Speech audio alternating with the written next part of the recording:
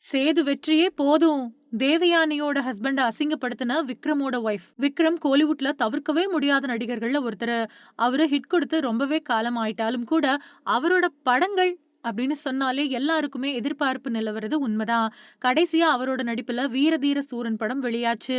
அடுத்ததா Mandela இயக்குனரான Madonna Ashwin இயக்கத்துல ஒரு படத்துல நடிக்க இருக்கிறதும் குறிப்பிடத்தக்கது. இந்த நிலையில அவரோட மனைவி, இயக்குனரும் தேவயானியோட கணவருமான ராஜகுமார அசிங்கப்படுத்தின விஷயம் தெரிய வந்திருக்கு.